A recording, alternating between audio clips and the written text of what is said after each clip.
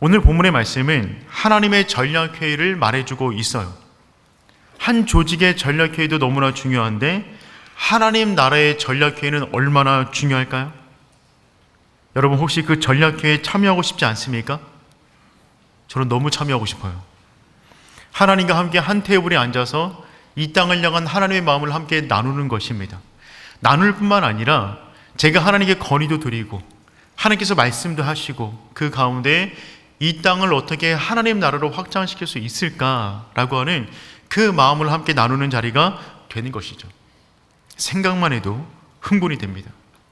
중요한 것은 하나님은 우리에게 하나님의 계획을 알려주기를 원하신다는 것입니다. 우리 인생을 향한 하나님의 뜻과 계획을 그분은 알려주기를 원하십니다. 그렇다면 어떤 사람이 그 뜻을 알 수 있을까요? 어떤 사람이 하나님과 함께 전략 테이블 위에 앉을 수가 있을까요? 오늘 우리가 본문을 통하여 세 가지 부분을 함께 살펴보고자 합니다. 첫 번째는 이것입니다. 하나님과 친밀한 사람입니다. 하나님과 친밀한 사람입니다.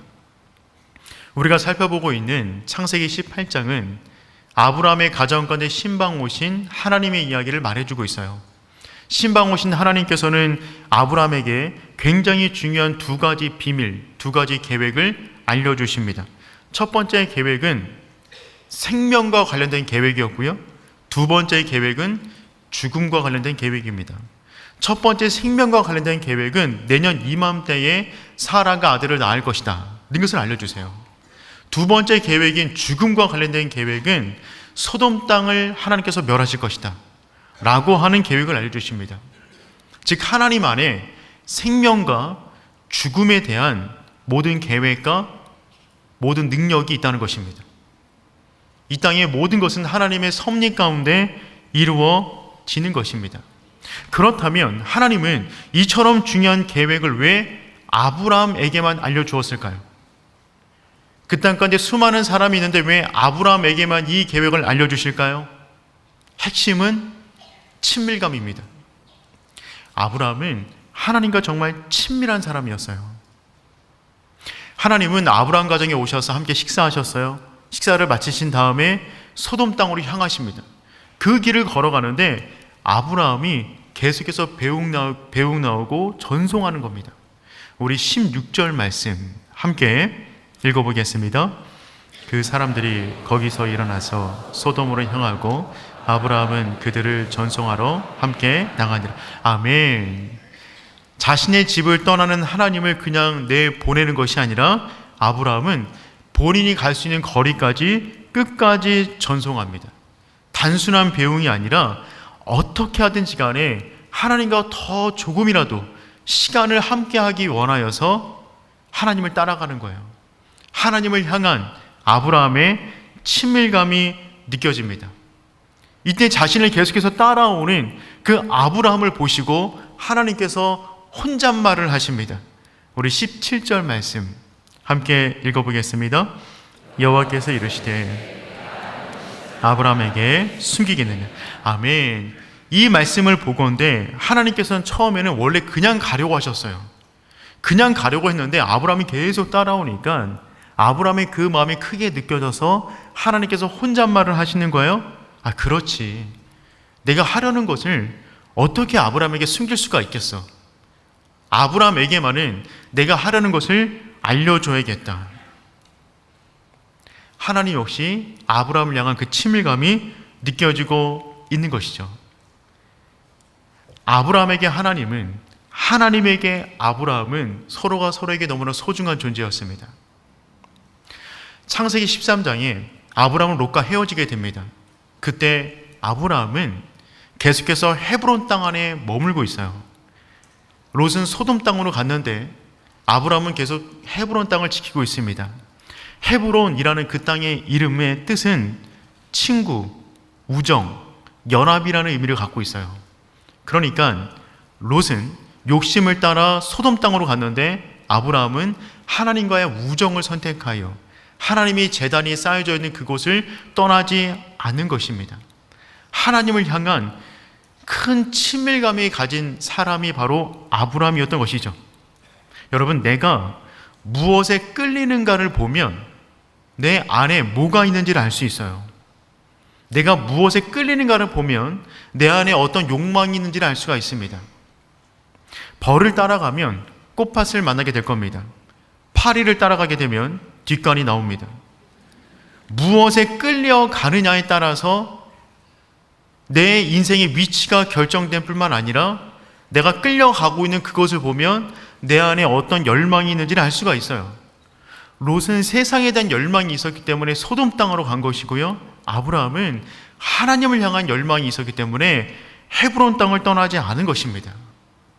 그래서 하나님은 아브라함을 벗이라고 부르세요. 야고보서 2장 23절 말씀 함께 읽어보겠습니다. 이에 성경에 이른바 아브라함이 하나님을 믿으니 이것을 의로 여기셨다 이루어졌고 그는 하나님의 벗이라 칭함을 받았나니. 아멘. 하나님의 벗이다. 여러분, 누군가 나를 소개하는데 이 사람은 나의 벗입니다 라고 소개한다면 그것보다 더 좋은 표현이 뭐가 있겠어요? 그 사람이 갖고 있는 사회적 직위로 말하는 것이 아니라 나의 벗입니다 라고 소개한다면 그것만큼 정말 친밀한 관계도 없을 것입니다. 하나님은 왜 아브라함에게만 그 비밀을 알려주었을까요? 너무 간단해요. 친구였기 때문에 그렇습니다. 벗이었기 때문에 그래요. 친구가 좋은 이유는 이유가 없어요. 이유가 없이 좋은 사람이 친구예요. 하나님은 그런 아브라함에게 계획을 알려주십니다. 친구는 서로의 속마음을 말하지 않아도 아는 관계잖아요.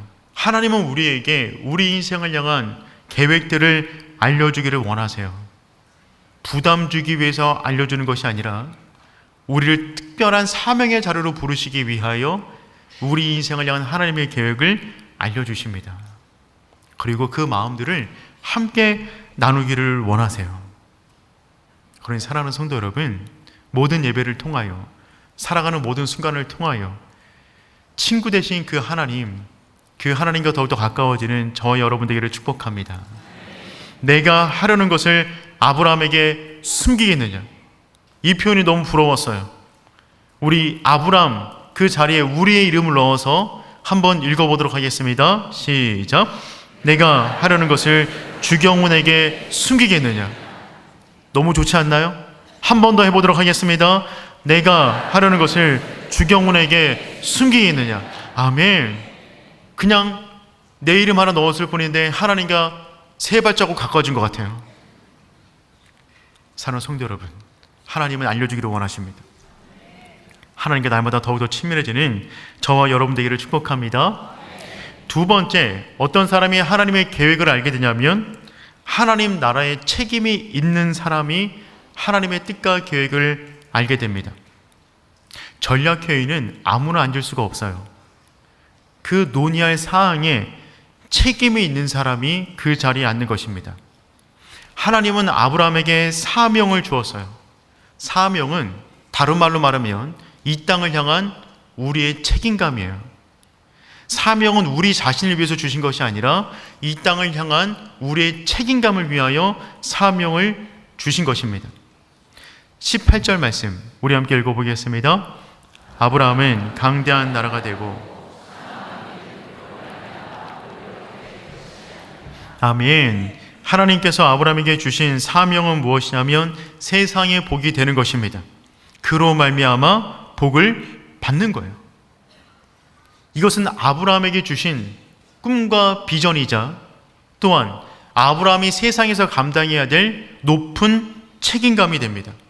아브라함은 이 땅권에 살아갈 때 복으로 살기 위하여 하나님의 의와 공도를 행하는 인생을 살아가도록 부름받았어요. 19절 말씀 읽어보겠습니다. 내가 그로 그 자식과 건소에게 명하여 여호와의 도를 지켜 의와 공도를 행하게 하려고 그를 택하였나니 이는 나 여호와가 아브라함에게 대하여 말한 일을 이루려 함이니라.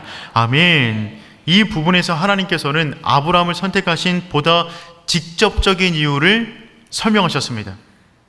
여호와의 도를 지켜 의와 공도를 행하게 하려고 그를 택하였나니. 아브라함을 선택하신 이유는 무엇이냐면 아브라함이라면 이 불법이 있고 고통이 있고 아픔이 있고 어그러진 세상 가운데 여호와의 도를 지켜 의와 공도를 보여줄 사람으로 믿었기 때문에 그를 선택한 것입니다. 아브라함은 복으로 부름받았어요. 복의 통로가 되어 하나님의 복을 흘려보내야 되는데 그 복의 통로가 되는 역할이 무엇이냐면, 그 책임감이 무엇이냐면, 고통이 있고 아픔이 있고 불법이 있고 상처가 있고 죄가 가득한 그 세상 한가운데 들어가 그곳에서 여호와의 국률, 하나님의 의, 그분의 공도를 이 땅 가운데 보여줄 복의 통로로 살아가는 것입니다. 이건 정말 높은 사명감이고 엄중한 책임감이 되는 것이죠. 이 세상이 혼란스럽고 분열이 있고 다툼이 있고 분쟁이 있는 이유는 여러 가지 원인이 있겠지만 그 뿌리를 타고 들어가면 그거는 분명합니다. 여호와의 도를 지키지 않기 때문에 그렇습니다. 여호와의 의와 공도를 잃어버렸기 때문에 혼란과 어려움이 이 땅 가운데 임한 것입니다. 사회와 국가뿐만이 아닙니다. 개인의 인생 역시 마찬가지예요. 우리 인생 가운데 혼란과 불안과 두려움과 아픔과 분쟁이 있다면 여러 가지 원인이 있겠지만 그 뿌리로 들어가면 여호와의 도를 지키지 않았기 때문에 그렇습니다. 하나님은 사랑과 공의 사이에서 완전한 균형을 이루세요. 그리고 우리가 그러한 기준을 가지고 이 땅 가운데 살아가기를 원하십니다. 다만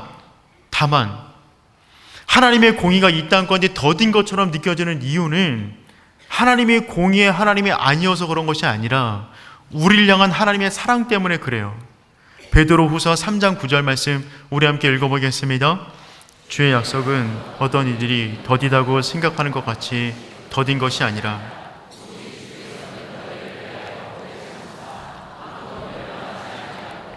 다 회개하게 이르기를 원하시느니라.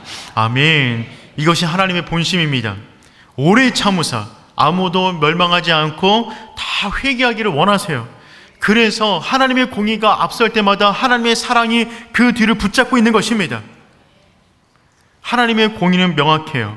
하지만 하나님의 사랑이 그 공의의 심판의 시계바늘을 붙잡고 있는 거예요. 붙잡고 계시지만 분명한 것은 하나님은 공의의 하나님이십니다. 반드시 우리의 인생과 이 세상을 심판하실 것입니다. 그러니 사랑하는 성도 여러분, 이 땅 가운데 복의 통로가 되어 이 땅 가운데 분명한 하나님의 의와 공의를 보여주는 인생 살아가는 오른의 모든 성도 되기를 축복합니다.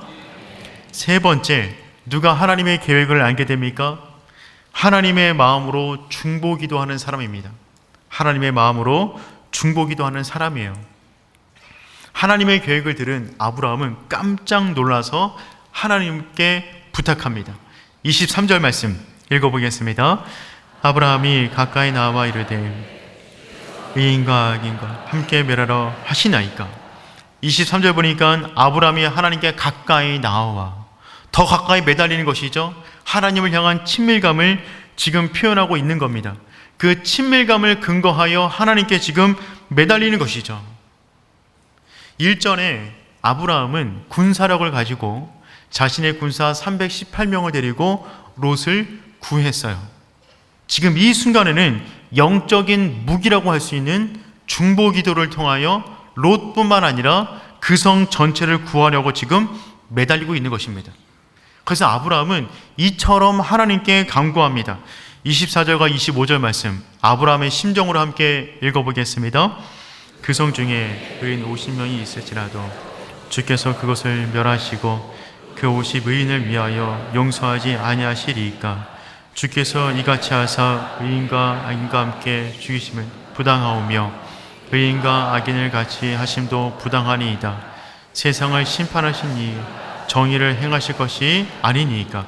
아멘. 아브라함은 정말 논리적으로 하나님께 간구하고 있어요. 하나님의 벗으로서 하나님의 심정을 잘 알고 있었던 아브라함, 그분은 노하기를 더디하시고 자비롭고 모든 사람이 구원받기를 원하시는 분입니다. 그 성품에 맞게 지금 구하고 있어요. 뿐만 아니라 아브라함은 복의 통로로서 여호와의 의와 공도를 기준으로 하여 지금 간구하고 있어요. 아브라함의 간구는 다음과 같습니다. 만약에 그 성 안에 의인 50명이 있는데 그 50명마저도 하나님께서 벌하신다면 그것은 하나님의 의와 공의에 맞지 않지 않습니까? 그러니 제발 그 50명을 살려주세요. 그것이 하나님의 정의가 아닙니까? 라고 간구하는 것이 아니라, 그게 논리적으로 맞잖아요. 하나님의 공의를 가지고 부탁한다 그러면 그 성을 멸하실 때 그 성에 50명의 의인이 있다고 한다면 그들까지 함께 멸하신다면 그것은 하나님의 공의에 맞지 않잖아요.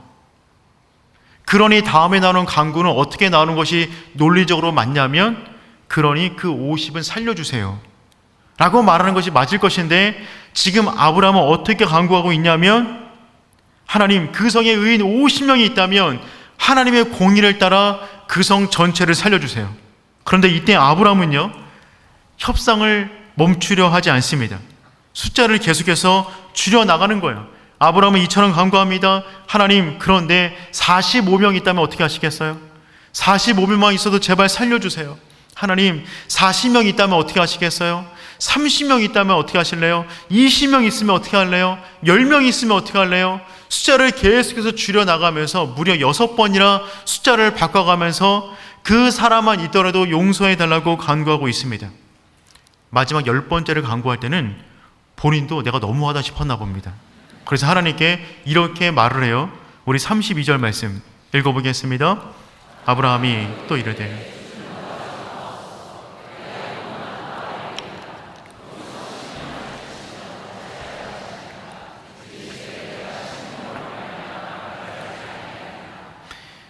이와 같은 요구는요, 정말 어처구니가 없고 무례한 요구입니다. 여러분이 어떤 사람과 거래를 하는데 그 사람이 가격을 처음에 불렀어요. 내가 넓은 마음으로 그 가격을 받아 주었는데 가격을 6번씩 계속 깎아나가면서 거래를 맺자 그러면 여러분 거래하시겠어요? 지금 그런 요구를 하고 있는 거예요. 말도 안 되는 요구입니다. 근데 아브라함은 10명에서 멈췄어요. 왜 10명에서 멈췄을까요? 유대인의 사고에서 10명은 한 조직을 이루는 최소 단위가 됩니다. 지금도 어느 나라든지 간에 유대인 남자 10명이 모이면 그 도시 가운데 회당을 만들어요. 더군다나 아브라함 생각에 적어도 그 성에 의인 10명은 있겠다라고 확신했어요. 왜냐하면 조카 롯의 가족만 따져봐도 8명 내지 6명이 됩니다. 롯과 그의 아내, 결혼한 2딸과 사위, 그리고 학자들은 결혼하지 않은 아내, 딸들도 있을 수 있다라고 추정해요. 어쨌든 최소 6명, 최대 8명까지가 롯의 직계 가족입니다. 그러니 거기서 몇 명만 더하면 10명은 채울 수 있는 거예요. 그러니 아브라함은 그런 생각을 한 것이죠. 적어도 10명은 있겠지. 설마 10명도 없겠어? 롯의 가족만 해도 6명인데 4명만 더해도 10명이 되는데 그 숫자가 없겠어? 라는 마음을 가지고 10명까지 내려간 거예요. 그런데 여기서 중요한 것은, 오늘 설교에서 가장 중요한 부분은요, 아브라함이 6번씩 숫자를 변경해 가는 동안에 우리가 발견할 수 있는 하나님의 마음입니다.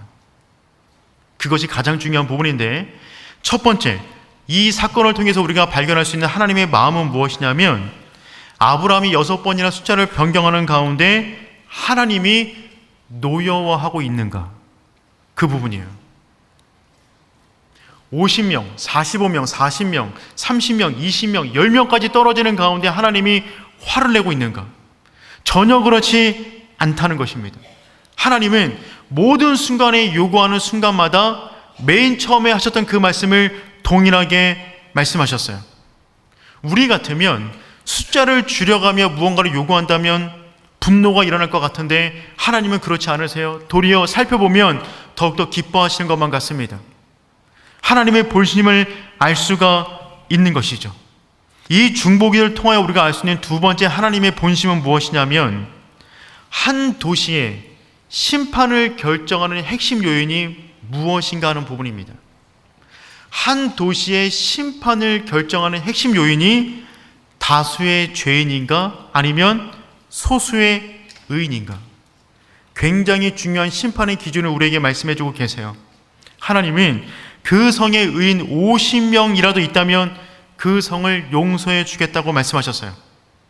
아니, 45명이라도 있다면, 아니 40명, 30명, 20명, 10명이라도 있다면 그 성을 용서해 주겠다고 말씀하셨어요. 이를 보건대 하나님의 심판의 기준은 무엇이냐면 그 성에 거하고 있는 다수의 죄인들이 아니라 그 성에 거하고 있는 소수의 의인이 있다면 그 성을 용서해 주신다는 것입니다. 소돔과 고모라에 대한 고고학적 자료들을 찾아보면 그 당시 소돔과 고모라에 살았던 사람들은 최대 4만 명으로 보고 최소 1200명 정도로 봅니다. 만약에 최소 1200명이라 한다면 1200명 가운데 50명은 4.17%예요. 그 성 가운데 96%의 사람들이 죄악으로 득실거려도 그 성에서 복의 근원이 되어 의와 공도를 행하는 4%의 사람이 있다면 그 성을 용서해 주시겠다는 것입니다. 10명을 두고 퍼센트를 따져보면 0.83%입니다. 그 성에 살아가는 사람들 99%가 죄악에 물든 사람이라 할지라도 그 성에 단 한 사람, 그 한 사람이 믿음으로 서 있으면, 복의 통로로 서 있으면 내가 그 성을 용서하리라. 결국 소돔 성이 멸망당한 것은 다수의 죄인 때문에 멸망당한 것이 아니라 의인 10명이 없었어요. 그 10명이 없었기 때문에 그 땅에 하나님의 분노가 쏟아진 것입니다. 예루살렘 성은 왜 멸망했습니까? 그 성에 믿음으로 살아가는 한 사람이 없었기 때문에 그래요. 예레미야 5장 1절 말씀 우리 함께 읽어보겠습니다. 너희는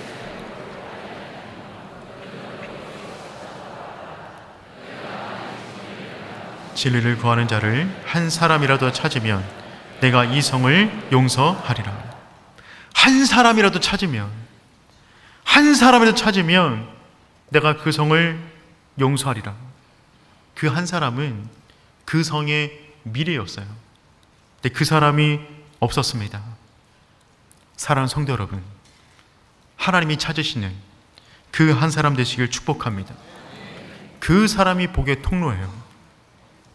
그 사람이 하나님 나라에 귀하게 쓰임받는 복의 통로가 되는 줄 믿습니다. 여러분이 여러분 가정 가운데 그 한 사람 되어주세요. 그 한 사람 서 있으면 그 가정 무너지지 않습니다. 여러분이 여러분의 회사 가운데, 캠퍼스 가운데 그 한 사람 되어주세요. 여러분이 오림교회 가운데 그 한 사람 되어주십시오. 여러분이 열방 가운데, 국가 가운데 그 한 사람 되어주세요. 그 한 사람을 보실 때 하나님은 그 땅을 축복해 주실 것입니다. 우리 가운데 아브라함의 그 마음이 필요해요. 지치지 않는 기도의 사람. 소돔 땅에 있는 사람들이 아브라함이 지금 하나님과 함께 중보하며 협상하고 있다는 이 사실을 알고 있었을까요? 몰랐어요. 그 성에 대한 영향력은 한 사람, 기도하는 아브라함, 그에게 있었어요. 하나님은 지금도 기도하는 그 사람을 통하여 하나님의 일을 이루시는 줄 믿습니다. 그러니 사랑하는 성도 여러분, 지치지 마십시오. 그 한 사람 되십시오. 그 자리에서 무릎 꿇어 하늘의 복이 그 땅 가운데 쏟아질 수 있도록 복의 통로로 쓰임받는 저와 여러분 되기를 축복합니다.